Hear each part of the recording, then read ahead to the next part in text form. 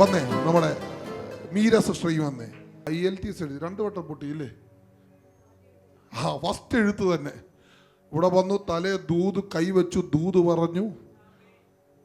First എഴുത്ത പാസ്സാകുമെന്ന് തന്നെ പറഞ്ഞു. പാസ്സായോ? പാസ്സായി. ഒന്നാമത്തെ ദൂതിൽ പാസ്സായി. പോയിരുന്ന മീര സിസ്റ്റർ. മറ്റേ പുള്ളിക്കാരി ഓടിവാ ഓടിവാ ഓടിവാ. ഏത് IELTS OET അല്ലേ, ഇങ്ങോട്ട് വാ. നമ്മൾ ഏതായിരുന്നു എഴുതി?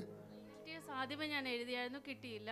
ഇപ്പൊ ഞാൻ PT എഴുതി, ഫസ്റ്റ് ചാൻസിൽ തന്നെ കിട്ടി. ഇവിടെ വന്ന ആദ്യത്തെ ദൂതാ. ആളിനെ വേണേ കണ്ടോണം.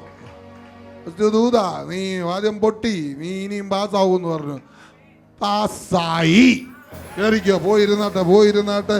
ഇനി എന്തെല്ലാം കണ്ട തെളിവ് തരാം. വേണ്ടിരിക്കുന്ന അമ്മ വീട് പണി തുടങ്ങിയില്ലയോ? വേണ്ട ഈ അമ്മാമ ഈ വെള്ളസാരിയുടെ വീട് പണി തുടങ്ങിയില്ലയോ? തുടങ്ങി. ഈ വന്നേ അമ്മാമ ചോദിക്കട്ടെ. ഓടിവാ ഓടിവാ. അമ്മാമയോട് ദൂത് പറഞ്ഞ വീട് പണി തുടങ്ങുമെന്ന് പറഞ്ഞിട്ട് എന്തോ ആയി? തുടങ്ങി. പോയിരുന്നാട്ടെ അമ്മാമ, പോയിരുന്നു. ഇനി മോന്റെ കല്യാണം ഉണ്ടല്ലയോ? അതും അങ്ങ് നടത്തും. ഓക്കോ, നമ്മുടെ കുഞ്ഞോ B1 എന്തോ കുഞ്ഞാ നീ പാസ്സായി? ഒന്ന് എഴുന്നേറ്റ്. എന്തോ നീ പാസ്സായ? B1 പാസ്സായെന്ന്. ഹല്ലേലൂയ. ഓർത്തോ. അടുത്ത എന്തുവാ? B2. ആദ്യം വന്ന് B1 എന്നും പറഞ്ഞാണ് വന്നത്. പ്രാർത്ഥിച്ചു, നീ പാസ്സാകൂന്ന് തന്നെ പറഞ്ഞു. പാസ്സായില്ലേ?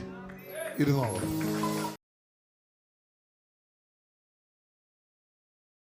ദൈവം സൃഷ്ടിച്ചത് ഒരിക്കലും പാഴും ശൂന്യവുമാകത്തില്ല. എവിടെ പാഴും ശൂന്യവുമായോ ആ പാഴും ശൂന്യവുമായടുത്തേക്ക് ദൈവം ഇറങ്ങി വരും.